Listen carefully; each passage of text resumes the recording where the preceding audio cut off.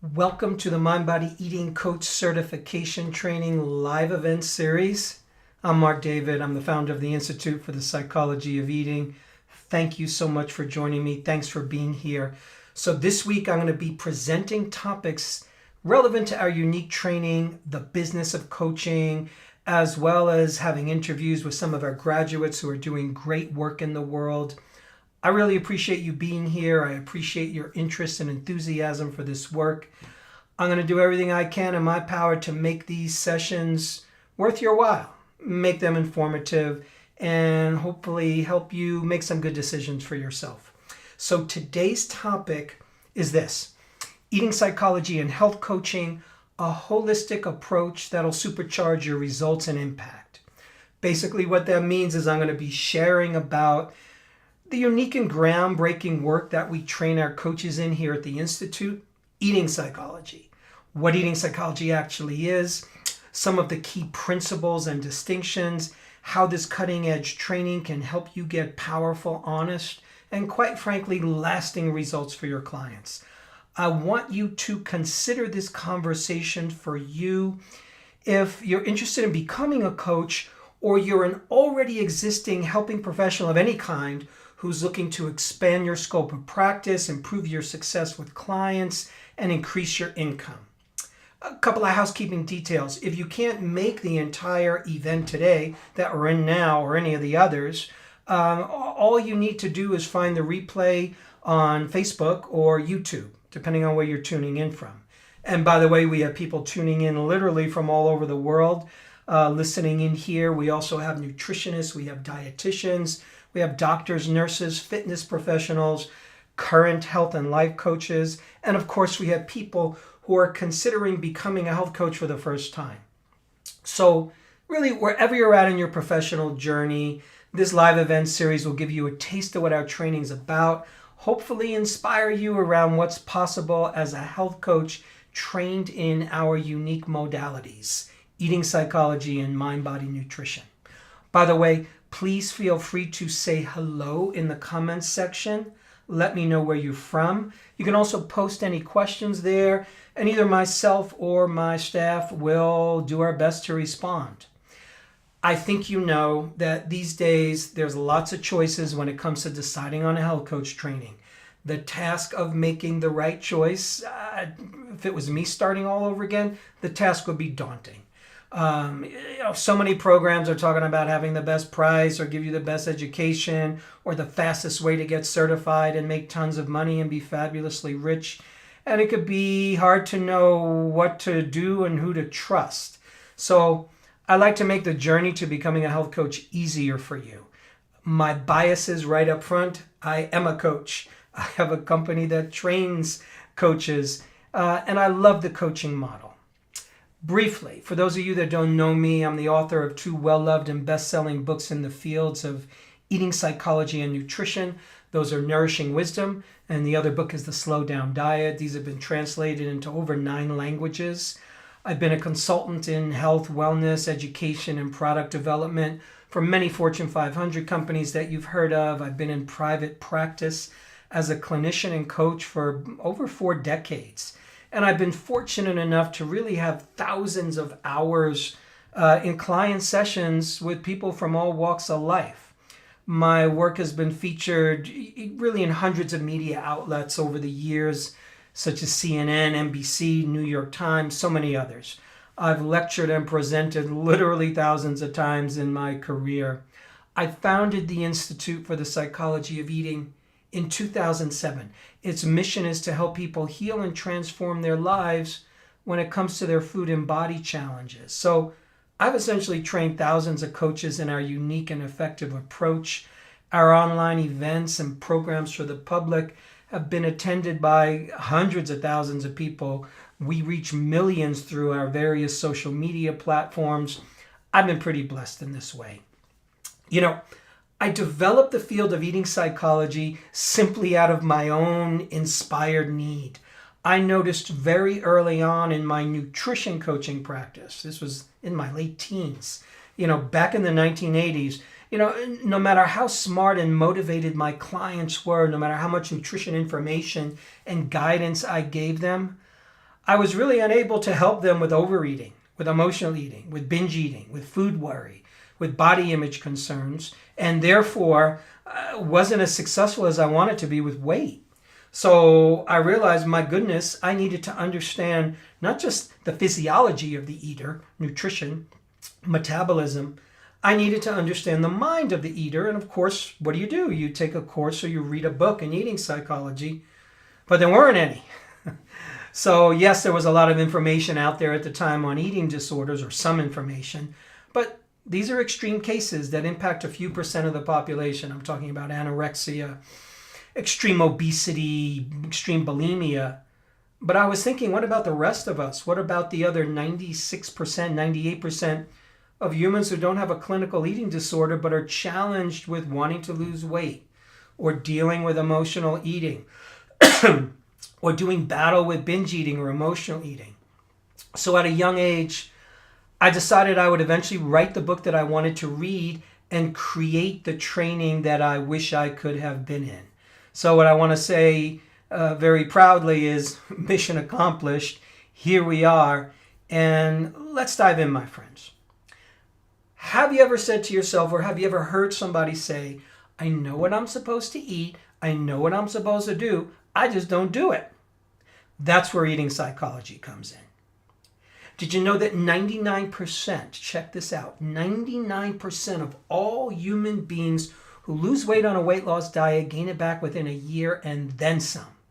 So that's where eating psychology comes in, to help us understand why this mind-boggling number of people struggle and what to do about it.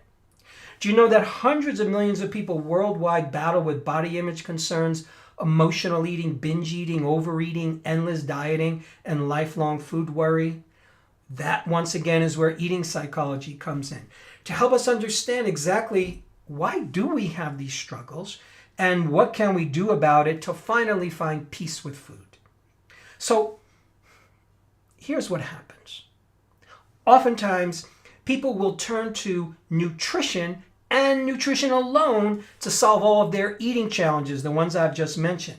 We think that nutrition facts will take away extra weight, or stop emotional eating, or fix binge eating, or fix overeating, and it just doesn't work that way. Of course, good nutrition information is good, and it's obviously key to health, but it doesn't generally solve the myriad of unwanted eating challenges that so many people are facing worldwide. Indeed, many people are suffering from what I call a high-fact diet. They have too much information. They're on information overload. They've read all the books, all the articles. They have all the latest information, but it still doesn't get them where they want to go.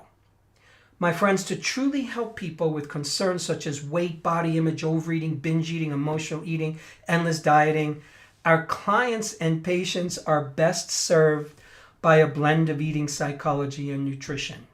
And that's exactly what we train our coaches in. So with that, I want to talk with you about some of the key principles of eating psychology and how they can help create powerful breakthroughs for your clients and, of course, for you, your friends, your family, your loved ones. So, in the approach that I've developed over the course of 4 decades, there is one crucial, number one, and important foundational principle that I've discovered in eating psychology, and it's this. Every eating challenge with food and body is a great teacher. I want to say that again. Every eating challenge with food and body is a great teacher. Another way of saying that, every eating challenge we face, I don't care what it is, it's here to help us grow. It's here to help us become our best self. Our eating challenges, they're like the fertilizer. They're the nutrition that helps us become the highest expression of who we came here to be. That's a big reframe. Most people think the opposite. We think, because we've been taught this way, we think that if we binge eat or we emotionally eat, then something must be wrong with me. We can easily believe that our food and body or weight challenges they're basically here to make us miserable. But once you get on board with the fact that our eating challenges are here to help us become our best self, then, in my experience, you are finally on your way to real and lasting transformation. As far as I can tell, my friends, we came into this life to learn and grow. That's why you're here. That's why you're alive. Give me another reason to learn, to grow, to love. Once we learn the deeper lessons that our eating challenge is teaching us, you're poised and ready to graduate. You know, in Greek mythology, illnesses and unwanted habits or unwanted symptoms were often considered to be a message from our guardian angel. It's your angel whispering in your ear. So in this regard, our unwanted eating concerns, they're like a whispering from the wisdom of the universe. It's a higher power trying to teach us something. And it's our job as best we can to listen. So I hope you can really see how significant and profound this reframe is. It changes everything. It takes us out of being a victim, out of feeling powerless, out of feeling like the universe is somehow conspiring against me, and it puts you in the driver's seat. It empowers us to be responsible, meaning to respond to how the wisdom of life is teaching us. Another way of saying, this new perspective helps us truly put first things first. It asks us to approach life in a positive and in an uplifting way. It asks us to be big enough in our consciousness and our awareness to see how we are alive on planet Earth so we can learn and grow. And once again, for so many of us, we learn our deep life lessons through our personal challenges with food and body, meaning concerns like weight, body image, overeating, binge eating, emotional eating, endless dieting, constant food worry, and more. You know, look around you. We all learn life lessons in different ways. Some people are learning life lessons from challenges around money, around work, around family, parenting, death of loved ones, addiction, disease, so much more. Our life challenges are designed to teach us. So, if our relationship with food and body is a great teacher, and if that great teacher is here to help us grow, then what next? How do we begin to decipher what these lessons are and how do we learn them? So that's where the next eating psychology principle that I'm going to share with you comes into play. And it's this. Every challenge with food and body has a brilliant reason rooted in biology, psychology, or both. I want to say that again because I think it's so important. Every challenge with food and body has a brilliant reason for its existence that's rooted in biology or psychology or both. In order to explain what I mean, let me give you what I think is a good example to help clarify what I think is a very powerful concept. So the example is this: emotional eating. A lot of people are familiar with this. What does eating psychology say about emotional eating? Why do we emotionally eat? And how could there possibly be a brilliant reason for emotional eating rooted in our biology or our psychology or both? Well, actually, the explanation is pretty straightforward and it's pretty simple, and I think you're going to get it quite intuitively. Every single human being on planet Earth understands the simple concept called feel bad, eat food, feel better. Feel bad, eat food, feel better. The act of eating by itself quickly within seconds releases pleasure chemistry throughout the body. Additionally, the simple act of eating can rapidly put the body into parasympathetic nervous system dominance, which is the physiologic relaxation response.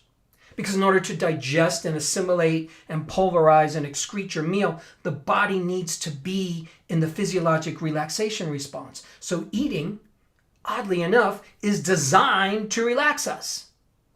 And our optimum state of digestion, assimilation, calorie burning, and appetite regulation is the relaxation response. Now, just think of any infant you've ever observed. And I know you've observed infants. They can be crying and screaming their heads off at the top of their lungs. And the moment that little tiny infant gets the bottle or the breast, they relax in an instant. Each one of us is genetically wired from the time we're born with this exact experience. Feel bad, eat food, feel better. And to an infant's still developing nervous system, being fed while being held, while being touched, while being loved, while being snuggled and sung to, it's all experienced as one and the same. Like, an infant is not saying, oh, this is my mother touching me, this is her voice, this is the warmth of her body, this is the food on my tongue. It's all experienced as one. Food is love, food is touch, mother is love, mother is food, and so on. So it makes perfect sense, according to our biology and psychology, as to why, as adults, we would emotionally eat. Because we have this genetic memory over eons of generations, as well as the memory of our own life, once again called feel bad, eat food, feel better. Food is by far one of the most readily available stress relievers in the world. So many people have access to just about any kind of food imaginable. And as a remedy for anxiety, for fear, for boredom, upset, stress, food works. Of course, we can certainly overdo it and it becomes problematic. So, everyone who emotionally eats has a good reason for why they are doing it. That's very important. If you emotionally eat, you have a good reason for doing it. Discovering those reasons puts us on the road to transformation. Discovering those reasons for each one of us, for our clients, our patients, helps us let go of guilt, helps people let go of shame and self-attack and self-rejection, and see the inherent wisdom in our unwanted eating behaviors. Mind and body are always doing their best to reach harmony and balance. We can sum up the biologic and psychologic brilliance of emotional eating in this one simple phrase. Food regulates our emotions. Food regulates our emotions. We have a powerful, unconscious, automatic, genetically wired knowing inside of us that food helps us regulate our unwanted and uncomfortable feelings. So much of what you do through the course of a day or a lifetime is to find the best way you can to regulate your physiologic needs and your emotional needs. It is not easy for us, being a human being, who feels pain and upset and anxiety and worry and fear and grief, loss, confusion, uncertainty, anger, depression. I might have lack of meaning and purpose. That's not easy to live with that. So I'm going to need ways to regulate my emotional experience. I need ways to make things better. Some people turn to alcohol. Some people just surf the internet. Some people turn to porn. Some people turn to food. All organisms on planet Earth, I don't care what it is, a single-celled organism, an amoeba, an insect, a lizard, a lion, a human, are all programmed at the most primitive level of our nervous systems to seek pleasure and avoid pain. That's junior high school biology. We're programmed to seek pleasure and avoid pain. Emotional eating is actually a way to do that. It gives us pleasure, at least temporarily, and it helps us avoid pain, also temporarily. So, in our Mind Body Eating Coach certification training, my friends, we train our practitioners to work with emotional eating and how to discover the best way to really address each and every unique client who faces that fascinating challenge so they can transform it forever. And this almost always includes learning how to regulate our emotions with strategies other than food, and also identifying the hidden places beneath our emotional eating that are actually calling for our attention. In other words, emotional eating is often covering up a discomfort that we're experiencing in a key domain of our life. So emotional eating could be related to our challenges that we're experiencing currently, maybe in relationship, maybe in intimacy, in sexuality, in self-expression, in having a sense of purpose, and having love in my life, and finding my voice, having meaningful work, feeling spiritually connected, so much more. I hope you're beginning to see how understanding the brilliant reason behind our unwanted eating challenges is a crucial part of finally letting go of this powerful eating concern. Okay, I'd like to share with you another key principle from eating psychology that can make a world of difference with your clients and patients, and it's this. Our unwanted eating behaviors often have nothing to do with food. Instead, they're pointing us to where the action really is. Our unwanted eating behaviors often have absolutely nothing to do with food per se. Instead, they're pointing us to where the action really is. Here's the thing. Most people think that if I overeat or binge eat or emotionally eat, or if I have extra weight, that it means I have a food problem. And of course, that seems to make sense. But if you take a deeper look, we find that there's something far more different and more profound taking place. Because in reality, what we're calling a problem with food is really a solution. Meaning overeating or binge eating or emotional eating is the best solution that the brain and body can come up with to help us regulate unwanted or uncomfortable emotions. And yet people are attacking their eating challenges and their unwanted food behaviors, thinking that they have a lack of willpower or a weak character, and it's quite the opposite. We're doing our best to handle difficult to process emotional experience and life experience. So food becomes the solution. Psychologists call this a symbolic substitute. A symbolic substitute is something that we turn to when we cannot seem to have the thing we truly want. So if you can't get the love you want, you can't get the intimacy you want, you can't get the connection you want or the good feelings, we're going to look for the closest approximation of that, which for a lot of people is food. In fact, food is arguably the best symbolic substitute that there is because it works quickly. It temporarily changes our emotional state, like chocolate can do that. A great dessert can do that. Any favorite food of yours can be a favorite and faithful symbolic substitute. So, if our unwanted eating behaviors often have nothing to do with food, and if they're pointing us to where the action really is, what might that be?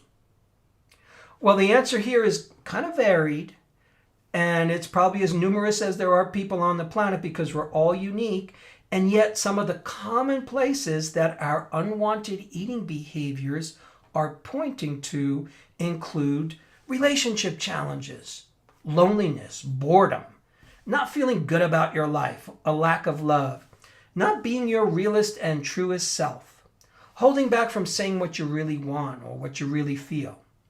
Our unwanted eating behaviors can be pointing to feelings of disappointment, unresolved issues with parents, with friends, with family, loved ones. It can be pointing towards a sense of hopelessness. So in our training, you'll learn how to work with clients to identify the exact areas where their eating challenges are likely pointing to, and then you'll work on those areas with your client. And by doing that, you're getting to the root cause of their unwanted eating challenge. So not only will you be helping your client or patient solve their emotional eating, their binge eating, their overeating, etc., you're also helping them in their life. That's where the real action is. You're helping them become a better human being, a happier person, a more successful and empowered person. In other words, the best version of themselves. So, in this way in our training, we don't just train you to be a health coach. We're training you to be a life coach as well. So in effect, this training is a unique combination of health coaching, life coaching, eating psychology, and nutrition, and I personally couldn't think of a more perfect combination when it comes to truly helping another human being with food, weight, body image, all of our eating concerns. You know, I want to switch directions for a moment. If you're deciding on a health coach training and you're not sure which one to choose, here's something most people don't know. There are essentially three types of health coach trainings. Now, understanding those three types, I'm going to go through them really quickly.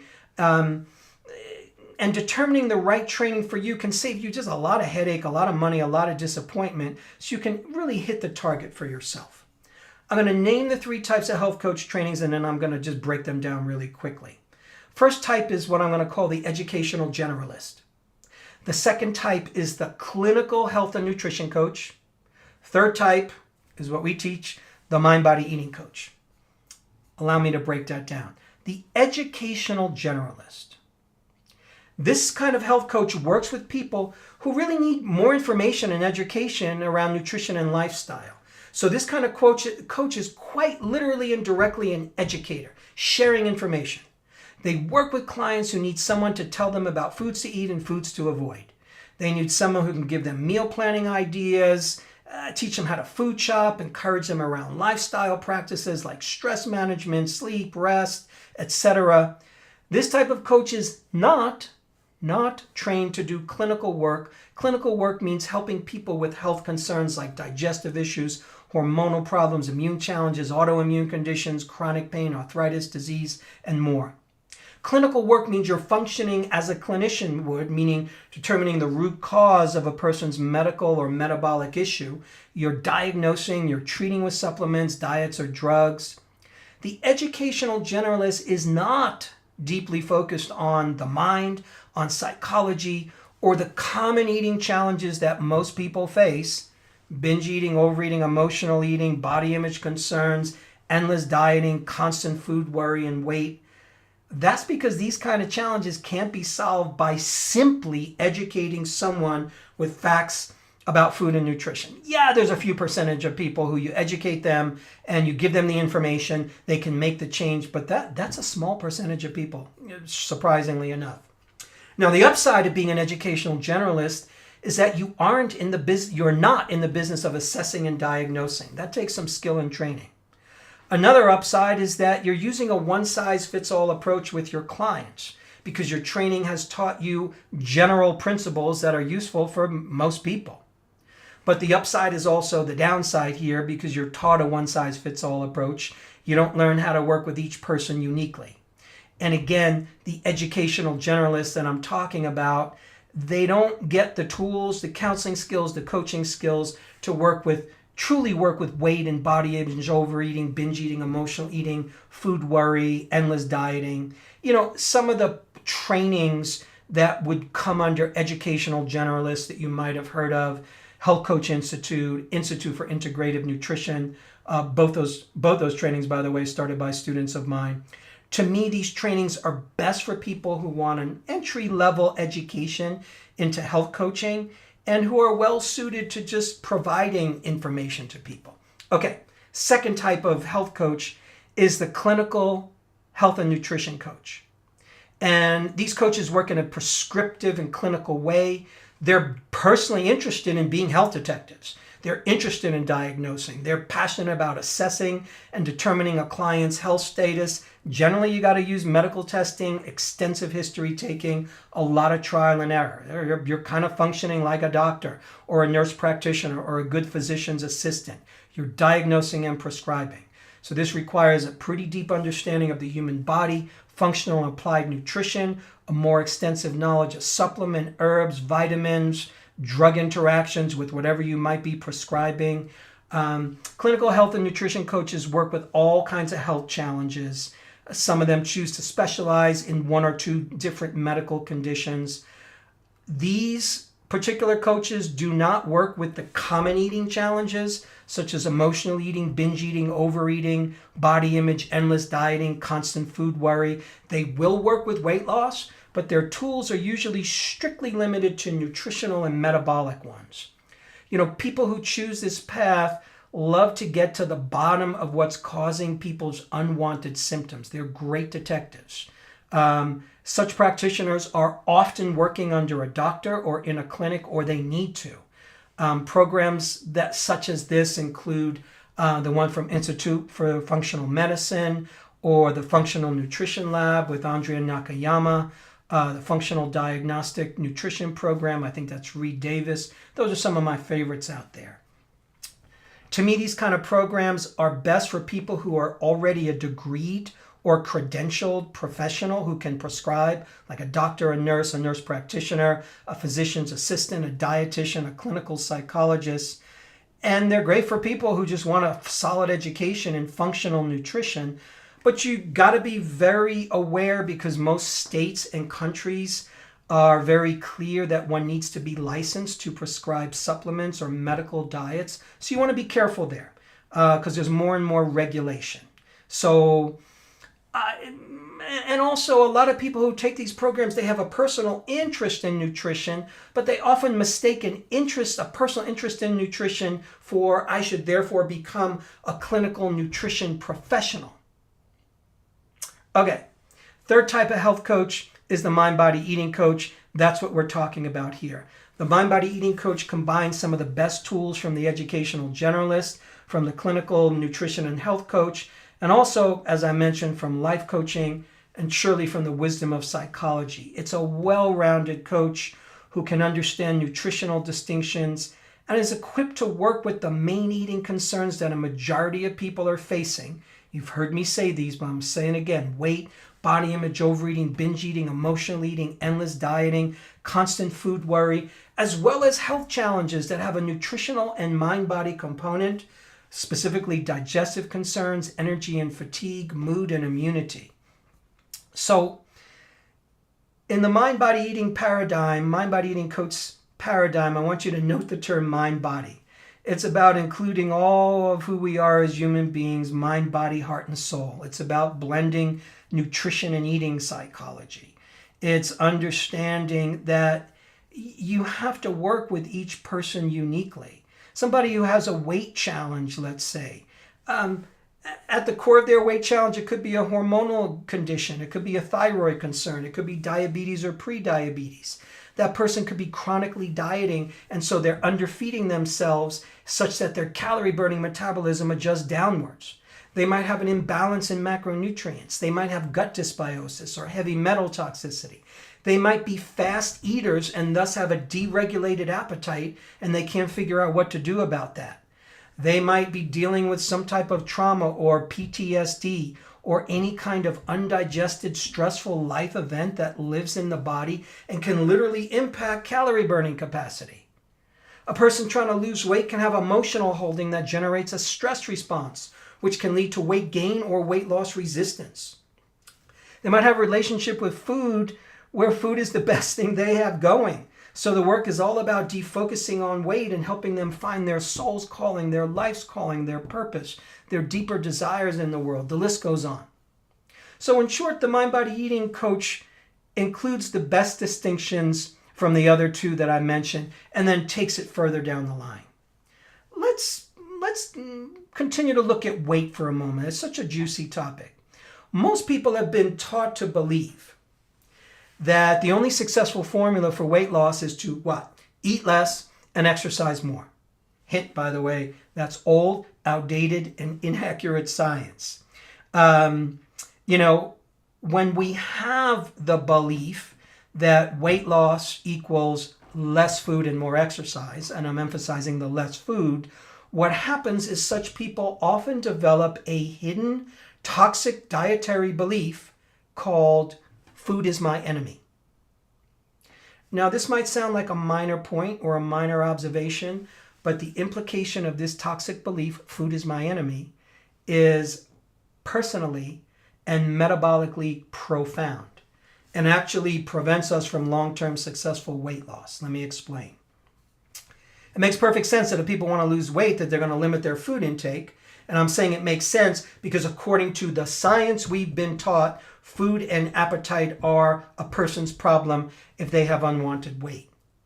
But the real problem is when we're constantly in a mental state where food is the enemy, we're creating a powerful belief that literally generates a physiologic stress response in the body.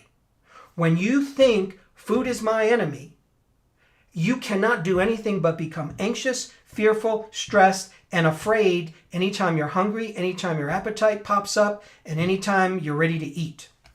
The stress response is a physiologic and chemical event that has far-reaching consequences in the human body. So during the stress state, also known as sympathetic nervous system dominance or the fight or flight response, what happens? Your heart rate goes up, your blood pressure goes up, blood moves away from your midsection, away from your digestive system.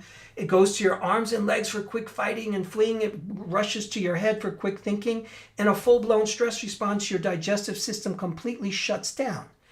In a stress response, particularly a day in, day out stress response, where we're constantly in a state of worry because food is my enemy, that causes constant worry and stress, you produce more of the stress hormones, cortisol, as well as insulin. Cortisol is the main stress hormone. Insulin tends to track cortisol. And when we produce these two hormones in excess day in and day out, they tend to signal the body to store weight, store fat, and not build muscle, which is just the opposite of what every person who wants to lose weight wants. By the way, the stress response also deregulates our appetite, causing most people to eat more. Why would the stress response deregulate your appetite? Well, because when you're in nature and you're running from a lion, you don't need to be having an appetite in that moment. If you're running from a lion, you have less than a minute. Something's going to happen. You're going to get eaten. You're going to get away. You're going to defeat the lion. So all your metabolic energy goes into survival. The last thing your brain is looking for is, like, where's the good chocolate? So appetite is deregulated. So the simple belief, food is my enemy, for many of our clients and patients, it rules their lives. It can make us unhappy. It drives us into deep confusion and anxiety because we're actually genetically designed to be eaters. That belief is driving our physiology into chaos and giving us the opposite result of what we're looking for. Again, poor digestion, poor assimilation, inflammation, weight loss resistance, muscle breakdown, inability to build muscle, and actual fat storage. So, my friends, here's another piece of the puzzle. Many people describe themselves as fast eaters. In fact, when you poll a group of people, I've been doing this for probably 3 decades. Poll a group of people, are you a fast eater, moderate eater, slow eater? If you ask 100 people, about 85% of them are going to say, I'm a fast eater. Well, it just so happens that eating fast by itself is considered by the body to be a stressor. You could be the most relaxed person in the world right now, but if I told you to eat a meal or a snack really quickly, your body will immediately shift into sympathetic nervous system dominance, the fight or flight stress response. So when you eat fast, you're in some degree of digestive shutdown. Your appetite is deregulated, which means you're going to likely eat more. This is very connected to what scientists call the cephalic phase digestive response. Cephalic means of the head. Cephalic phase digestive response, a fancy term for taste, pleasure, aroma, satisfaction, and the visuals of a meal. Turns out when you sum total up all the research on the cephalic phase digestive response, 40 to 60% of our digestive and assimilative power at any meal comes from this head phase of digestion. Well, the cephalic phase digestive response is also a requirement, meaning the body requires taste and pleasure and an eating experience in order to register satiation. You probably heard this before. Research that's been around for 50 years shows that it takes the body approximately 20 minutes to realize it's full. So the brain and body needs vitamin T, time, to assess the nutritional profile of a meal that's in the body. Now, when we eat fast, the brain doesn't register taste and pleasure. I mean, think about it. Have you ever had the experience where you ate a meal really fast, you ate a big meal fast, you finish it, your belly feels full, but your mouth still feels hungry? Well, that's the brain in the belly. The enteric nervous system is saying, whoa, stomach distended, ate a big meal full. But the head brain is saying, I don't remember eating food. I didn't get taste or pleasure because you ate fast or you were multitasking. And the brain's not smart enough to say, hey, you need to slow down. The brain just screams, hungry. And so we eat more. My friends, so many people think they have a willpower problem when it comes to food. They think that their overeating or their binge eating or their emotional eating is all about my poor willpower, but it is not. Nothing to do with willpower. What we don't realize is we have an awareness problem. We're not fully present when we eat. We're not working with the natural way that the body regulates appetite and regulates digestion and assimilation and calorie burning, which is to eat in the state of parasympathetic nervous system dominance, physiologic relaxation response, which means slow and pleasured. Additionally, when we have the toxic belief, food is my enemy, you're going to want to eat fast because anytime the brain encounters an enemy, you want it to be a fast encounter. You want it to be over with. So, you can't just tell a client you need to eat less. Once again, how many people have I heard say, I know what I'm supposed to do, I know what I'm supposed to eat, I just can't do it. So we need to learn how to help people with belief change. We need to show them where they're fighting against themselves and how to call a ceasefire. You need to learn how to show people how to work with their natural appetite regulation learn how to become slow, relaxed eaters. We need to help our clients and patients discover the hidden mental and emotional obstacles that prevent healthy habits. We need them to, we just need to help them create a healthy relationship with food and body, to find ways to regulate their emotions other than turning to food. Yes, we need to help them with a kind of nutritional advice that's nourishing and sustainable, but just enough nutritional advice to give them the best of nutritional science and to not overload them with more facts that they don't need. My friends, that's just some of what this training is all about. Hope this conversation has been helpful for you. I want to give you a few quick and important details for you for the next handful of days. I want to invite you to stay tuned to your emails in your inbox and for posts here in the Facebook group for those of you who joined the Facebook group for this event. So look in your inbox and the Facebook group for event updates. Replays for all of these live streams can be found directly in Facebook or in the YouTube playlist for the event. By the way, what's coming up next tomorrow, Wednesday, we're going to meet again at 4 p.m. Eastern Time USA to talk about creating a vibrant and thriving coaching practice based on organic business and marketing approaches, particularly that we teach in the business module and the business coaching calls in our training. To me, this is a really juicy and important topic. Looking forward to diving into that with you, really how to build your business. Also, just a reminder, please note that the training is by application and we are right now, as we speak, enrolling for the June 2022 term of the Mind Body Eating Coach certification training. So the application deadline is June 8th. So that's coming up. We're dropping a link for the application in the comments section here. By the way, filling out the application doesn't commit you to taking the training. Once you're accepted, your next step would be to enroll. If you know you're interested, even if you're not 100% sure, I encourage you to apply now. Now, this 8-month online training is completely unique in the coaching universe. We by far do our best to give you more than your money's worth. I want to remind you, you can also set up a call with one of our enrollment advisors. They're happy to answer any questions that you might have. Don't worry, they're not going to try to push you or sell you. We really want you to make the choice that's best for you.